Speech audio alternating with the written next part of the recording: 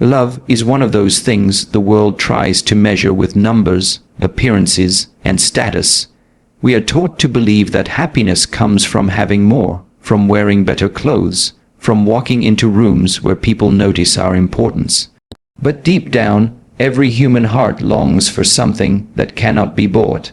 It longs to be seen, to be understood, to be loved not for what it can offer, but for what it truly is. That is why the most powerful kind of love is the one that breaks through the walls of wealth and status, the kind of love that refuses to be impressed by what the world counts as success, and instead values the raw honesty of a vulnerable soul. Imagine being a man who has everything that others dream about: fortune, influence, a respected name in the world. Imagine walking into restaurants where people stand up for you, shaking hands with leaders, having your signature determine the future of entire companies. That was the life Daniel lived. To anyone looking from the outside, he was the definition of achievement. People envied his life, and they thought his heart must be full. But in truth, he carried a loneliness so heavy that even the finest luxury could not hide it. For what use is wealth if the laughter in your home has gone silent? For what use is power if every night you return to a house where the walls remind you of who is missing? That was Daniel's secret. He had love once, but it was stolen from him when life took his wife too soon. All he had left was his daughter, and though she gave his life meaning, his heart had been locked away. He thought no woman could ever truly love him again, not for who he was, but for what he could give. And then came Anna, a girl whose world could not have been more different. She had no wealth to her name, no designer dresses to wear, no stage to stand on. Her life was a struggle of making ends meet, of putting food on the table, of working long hours just to survive. Yet, despite the weight of her circumstances, her heart remained untouched by bitterness. She did not measure herself by what she lacked. She measured herself by what she gave: her kindness, her resilience, her ability to stand up every morning and keep moving forward. When Daniel met her, he saw none of the masks he was used to. She did not care about his position, because she didn't even know who he really was. She only saw a man sitting across from her, smiling awkwardly, trying to hide his nervousness. And in that moment, Daniel felt something he had not felt in years. He felt human again. The beauty of love beyond status is that it is disarming.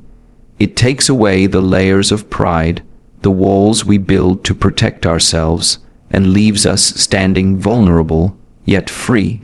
Daniel had spent years surrounded by people who treated him differently because of his name, who wanted something from him. But Anna treated him as though he were just Daniel, just a man with stories, with fears, with dreams. For the first time in so long, he could laugh without wondering if someone was laughing because of his title. He could share his thoughts without calculating how they would be used. She gave him the gift of being ordinary, and in that ordinariness, he found extraordinary peace. But here is the truth about love: it will always test you. When Anna discovered who Daniel truly was, the world tried to convince her that they were too different, that her simplicity did not belong in his wealth. And for a moment, even Anna believed it. She wondered if she was foolish to think a man like him could truly want her. She questioned if his heart was genuine, or if she was just another passing interest in his powerful life. But Daniel knew what he had found. He had found the one thing his wealth could never buy: the kind of love that doesn't look at a bank account, but at the soul. And so, he stood before her not as a CEO, not as a man of fortune, but as a father, as a widower, as a man who was tired of being seen for what he had instead of who he was. He told her, "I am afraid, Anna, not because of what the world says, but because you see me, and that is the first time in my life I have been truly seen. That is the heart of love beyond status. It is not about two perfect people coming from the same world. It is about two imperfect souls finding each other despite the walls society builds between them. It is about choosing each other not for what they can offer in material terms, but for the way they bring life to each other's spirit. Anna may not have had riches, but she had something far greater, grace, and grace is the one thing that cannot be bought. It is the quiet strength of a heart that loves without condition, and Daniel, with all his wealth, realized that without grace, his fortune was empty. But with Anna's love, he finally understood what it meant to be truly rich. We often think the world belongs to those who have power, but when it comes to love, the truth is very different. Love does not care how many zeros are in your account, or how tall your office building stands. Love does not bow to status. Love listens to the way someone laughs, the way they hold your hand when you are afraid, the way they show up for you even when they have nothing to give. That is the kind of wealth that never fades. Daniel and Anna's story is proof that love thrives not in the comfort of perfection, but in the courage of vulnerability. He gave her honesty, she gave him trust, and together they built something neither could have found alone. It wasn't easy. Love never is. They faced whispers, judgment, and the doubt of those who couldn't understand. But in the quiet of their own hearts, they knew the truth. They knew that what they shared was beyond anything money could measure. And so, love beyond status becomes a lesson for us all. You may not be wealthy, you may not have the kind of success the world praises, but you have something far more valuable. You have a heart capable of loving with purity. And if someone sees that in you, if someone loves you for it, then you are already richer than you could ever imagine. So let this remind you, never measure love by the size of someone's house, or the brand of their clothes, or the number in their bank. Measure it by the honesty in their voice, by the way they protect your heart, by the way they see you even when the world overlooks you. Because love beyond status is the kind of love that lasts, the kind that heals, the kind that teaches us the greatest truth of all, that being loved for who you are is the most priceless treasure you can ever find. There are moments in life when two people, both carrying invisible wounds, cross paths in ways that no one could have predicted. Alone, they may feel like broken pieces, scattered, fragile, incomplete. But when those pieces come together, they form something stronger, something more beautiful than either of them could have imagined on their own. Healing rarely comes from standing in isolation. It comes from connection, from the courage to open our hearts when we least feel capable of it, from allowing someone else to step into the spaces we once thought were too shattered to ever be whole again. Daniel had built walls around himself so high that even he could no longer see over them. The world called him powerful, but the truth was, he lived in fear, fear of being hurt again, fear of being used, fear of letting anyone close enough to know how much he still grieved. Every smile he wore in public, every handshake he gave in business, was part of the armor he had learned to carry. But when the long meetings ended and the office lights went out, he returned to a home where the silence reminded him of his loneliness. He tucked his little daughter into bed each night with a smile that hid the pain in his chest, because he wanted her to feel safe, even if he didn't. And though he had everything the world could offer, what he needed most was something money could never buy. One who would see him not as a CEO, but as a man who was still learning how to live with loss. Anna carried her own kind of brokenness. Life had not been gentle with her. She knew what it was like to count every coin, to worry about the next meal, to sacrifice her own dreams so that her younger brother could have a chance at his. She had been told more than once that she wasn't enough, that her life would always be defined by what she lacked. And yet, in the midst of her struggles, she carried a resilience that kept her going. But resilience does not erase loneliness. Behind her gentle smile and hard-working spirit was a heart that longed to be cared for, a heart that had grown used to disappointment but still held on to the faintest hope that maybe, one day, someone would see her worth. When Daniel and Anna met, neither expected their lives to change, but the beauty of healing through connection is that it often begins in the simplest of moments. A conversation shared, a laugh that feels genuine, a look that says, "I understand." Daniel found himself talking to Anna about things he hadn't spoken of in years.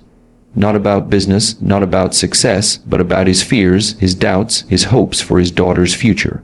And Anna listened, not with judgment, not with pity, but with the kind of understanding that comes from having known her own struggles. In return, Daniel listened to Anna's story. He saw the strength in her humility, the bravery in her sacrifices, the quiet dignity in her determination to keep going. And as they listened to each other, something began to happen. The walls they had built around their hearts started to crack. Healing through connection is not about fixing someone. It's about holding space for them. Anna didn't try to erase Daniel's grief.